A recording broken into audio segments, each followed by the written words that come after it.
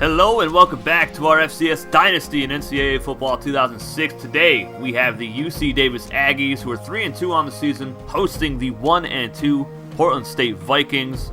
Now the Vikings do have some pretty good talent at wide receiver. You can see 3 of their top 6 players are from the wide receiver spot. So the secondary for UC Davis is really going to have to step it up today and come to play. And Lucas Burton is the quarterback, 68 overall. And he's had a pretty decent season so far, nothing too spectacular. But we do have some suspensions here. Owen Black needs to be suspended yet again this season. This is really starting to hurt this team.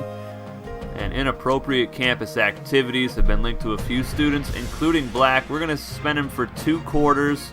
And this is going to be a game changer, guys. I had UC Davis winning this 38-10. But that suspension is going to change the outlook of this game drastically. And I think it's going to be a lot closer than I predicted. Hi, everybody. Brad Nessler here with Lee Corso and Kirk Hurd. Today's exciting matchup.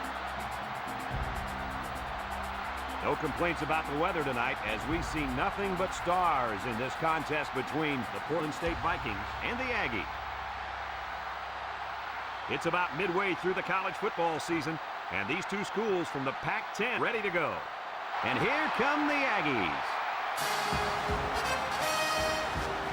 The Vikings appear to be completely overmatched in this one. What do you think, Kirk? The home team has one of the premier defensive ends in the game today. He commands double pass protection, and his teammates love being single block. That's why I think they'll win this one easily. Nice pick, Kirk. I really believe that these guys are going to do it. This one's almost underway, so we're about to find out real quick just how smart of a pick, Coach. So everybody's picking the Aggies so far, and the Vikings are in a 3rd and 10 spot already, and Trey Henry III almost has an interception. So the Aggies take over. They're going to have to rely on the ground game. Lozano breaks loose to the left side, picks up 7 yards. He was bottled up instantly and somehow got a positive gain out of it. And Lozano picks up the first down, and I expect a lot of run plays here. And there is a personal foul face mask. 15 yards, so the Aggies will now be at the 27-yard line. Tyreek Taylor, fullback dive, jukes to the outside, inside the 10, 5, dives for the pylon. Touchdown, UC Davis.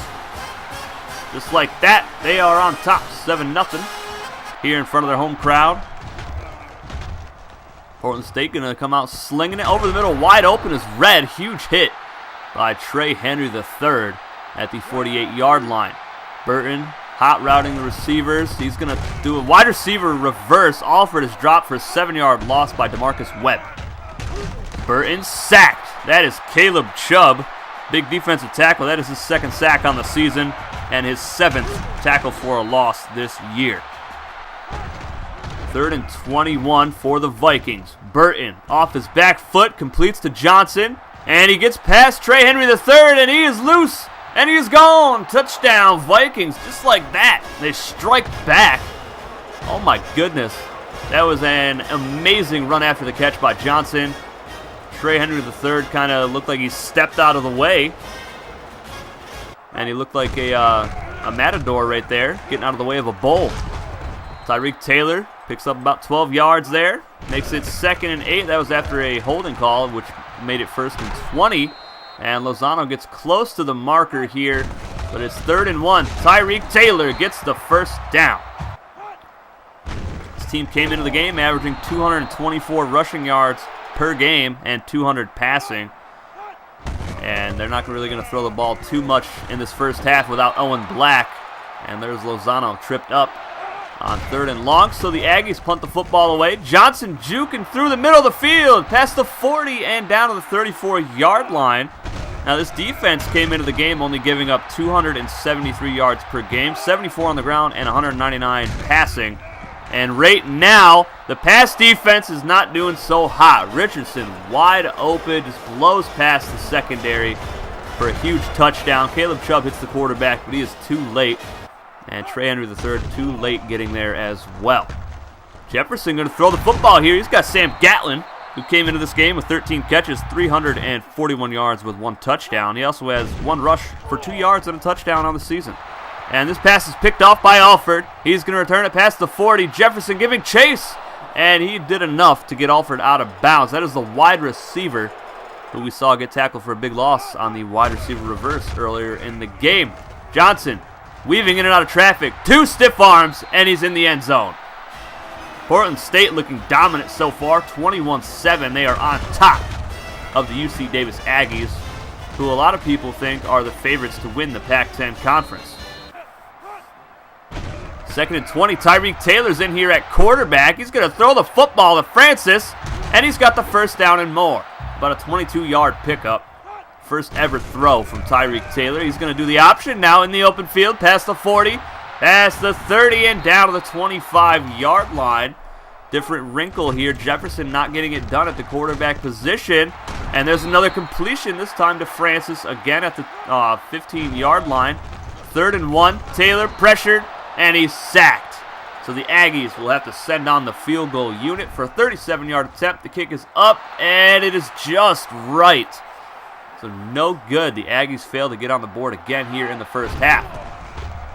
Now the Vikings do a quarterback screen here. Burton with a back juke, gets the first down and more, breaks the tackle, and a nice run after the catch gets him 15 yards. Play action. Burton, deep shot, wide open inside the 20-yard line is Red, and he high steps for the touchdown, 65-yard bomb. Pass defense getting shredded right now. Absolutely shredded. Now this Vikings offense came into the game only averaging 238 yards per game. Their defense has allowed 351 yards per game. So this is not a very good football team. But the suspension of Owen Black in the first half definitely made a huge impact. And he is back now, 2nd and 2, option. And this is the wrinkle that he provides to this offense that really gives them a spark. And that is running the football. And he's going to pump fake here, rolling out left side. Francis open, and he drops it. That was a perfect throw from Black. And it hits the grass, 4th and 5. They're going to go for it, down big. And they get the first down. Black using his legs once again. Another 3rd down here. Tyreek Taylor dropped after a 1-yard pickup. So they're going to go for it on 4th down. The pass is deflected away, intended for Gatlin. Burton right side, 3rd down. Red has it and hurdles out of bounds. That should have been a touchdown. Another 3rd down here. Can the Vikings convert another one? No, they can't. That is deflected away a couple times. But they're going to go for it. 4th and 5, right side, wide open, overthrown. And the Aggies take over. And I do apologize for the drop frames. I'm not sure why the UC Davis Aggies games are getting the most drop frames this season. It just doesn't make any sense to me. And I do believe the issue is my cord, actually.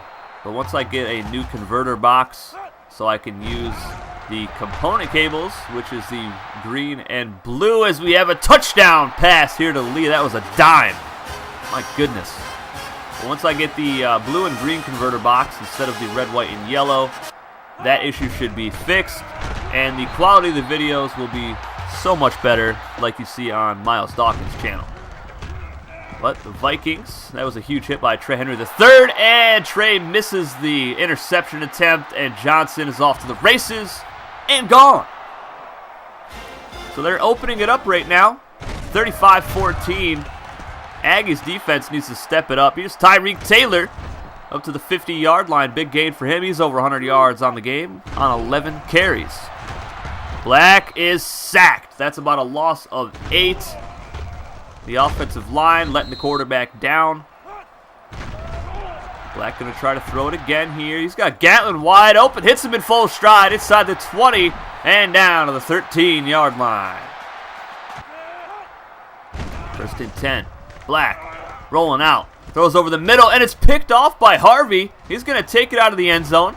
Breaks the tackle. Breaks another one. Jukes up to the 17-yard line. And that is not what the Aggies needed. And this pass almost picked off by Trey Henry III. His 4th deflection of the game. So the Aggies get the ball back, and Black is sacked once again. My goodness. 2nd and 15. Play action. Black. Left side, Gatlin gets 2 feet in bounds for the NFL-type catch. And Black going to roll out again. Deep shot, Tyreek Taylor has it for his first career receiving touchdown. That's a big one. as it gets them within 2 scores, 35-21.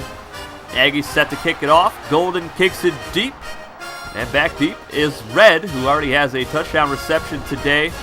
And he's going to go right up the middle. And Hyde can't get him. Red is gone. Oh, my goodness. Nothing is going right for the Aggies today.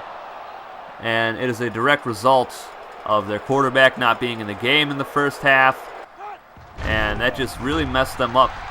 And from there on out, it just has been all Vikings. As Owen Black gets 14 yards. He came into the game with 337 on the ground and 7 touchdowns. And he's going to have 8 more yards rushing here. 4th down. Black options it out and pitches it to Taylor. He's crushed out of bounds. 1st down for the Aggies, though. 2nd and 6. Lozano breaks loose to the outside. Great block by Sam Gatlin. He gets it inside the 20-yard line. But they're running out of time. 3 minutes remaining. Black rolling out. Throws it up. Bell has it, and he's down at the 1-yard line. Great toss from Owen Black. 2nd and goal from the 1. Owen punches it in, and that is his 8th touchdown on the ground. That leads his team. And the Vikings get the ball, and they're just trying to run the clock out, and a great start for Johnson. He's averaging 11.6 yards per carry, and he's going to get another 1st down and more here, about a 19-yard pickup, and that puts him over 100 yards, and the Aggies get upset at home by the 2-2 Portland State Vikings. And Owen Black being gone the first half, it really put this team in a bad spot. They had to try to run the football. Jefferson obviously was not getting it done at quarterback, so Tyreek Taylor was put in there. He goes 3 for 5, and he does a really good job running the football, but only 7 points in the first half for the Aggies. A missed field goal, sacked 5 times today. The defense allowed 304 passing yards, which is just 100. It's 105 more than they're used to allowing. So the defense didn't step it up when the team needed it most. Owen Black came in the second half, puts up 21 points, but it wasn't enough. Very disappointing loss for the Aggies. These suspensions are really hurting these teams. And our next game is the VMI Cadets. We finally get to see Cam Sanders back in the offense. We haven't seen him since week 1 because of suspension, and that has really been hurting the Cadets as they've only got 1 win this whole season. And then we also saw last episode, Michael Hines got suspended, and so did Jukes McGee. So the Dolphins of Jacksonville are without their electric quarterback. He's not the starter, but he also leads their team in rushing. And they're also without their halfback, Jukes McGee. So that's 2 offensive players that they're going to be without. And I really am interested in seeing how that's going to affect that team going forward. They did get a win yesterday, but they will be facing much tougher opponents. They also have Florida Atlantic left on their schedule, so that'll be a tough game without their halfback and their electric quarterback. But the Aggies really need to stay focused and stay out of trouble if they want to win the Pac-10, because this is definitely going to drop them down, as they are now 1-1 in the conference on this season. And they just lost to the 84th ranked team in the country. But the next Aggies game, they will be hosting the Sacramento State Hornets. That is a Week 8 matchup. That should be another good one. Hopefully nobody's suspended. They're at full strength. That'll be great. But like I said before, our next game will be the VMI Cadets. Their offense is at full strength for the first time this season. And this should be a good one as they take on Furman. See you guys with that one tomorrow. Take it easy, guys.